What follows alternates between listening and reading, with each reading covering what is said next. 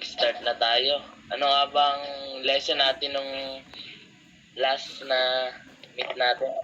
Lifestyle po. Ay. Late Pakiulit ako. nga, ano? EJ. Lifestyle. Lifestyle. Naunaan Yun. pala ako. Natandaan ni EJ. Sige, ang ngayon naman ang topic natin ngayon ay Lesson 6 ay Devotional Life. Familiar ba kayo dyan? Opo. Ginagawa niyo na ba yan? Hindi pa. Amika. Bakit ano sasabihin ko? Sige ganyan. Subalit inutusan ko silang sumunod sa akin upang sila'y maging aking bayan at ako naman ang kanilang magiging Diyos. Sinabi kong mamuhay sila ayon sa ipinag-uutos ko at magiging maayos ang kanilang buhay. Jeremiah 7 verse 23. Next mo kay Jael at yun yung paliwanag. Nagnanais ang Diyos na siya'y maging bahagi ng ating araw-araw na pamumuhay. Yung gusto pala ng Diyos na maging bahagi siya sa ng ating buhay sa araw-araw. Siya'y nananabik na ipakita ang kanyang pag-ibig sa atin sa espesyal na kaparaanan. Yung kaya pala gusto niyang mabuhay siya sa ating tabi dahil sa nananabik siyang ipakita yung espesyal na kaparaanan niya para manalig tayo sa kanya.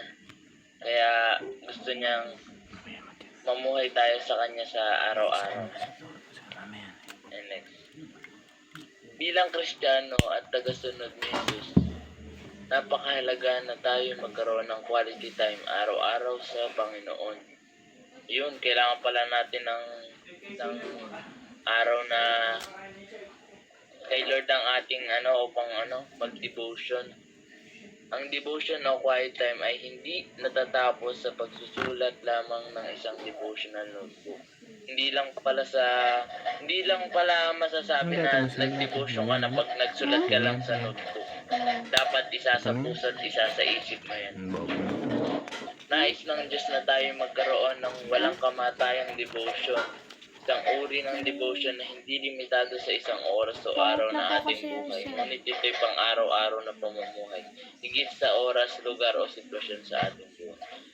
Ang devotion pala dapat ay hanggang sa ating pagtanda na dapat na ang buhay natin ay may devotion na. Ako minsan, hindi ako nakapagawa ng devotion. Ako din. Kasi minsan nauuna ko yung minsan nalilimutan ko yung gawa nung nung mga assignment ganun. Kayo din ba si Gajet, tanungin ko nga kung minsan nalilimutan o araw-araw naman siya. Araw-araw ko naman ginagawa. Kaya lang, minsan, nakakatulog ako habang ginagawa. lang.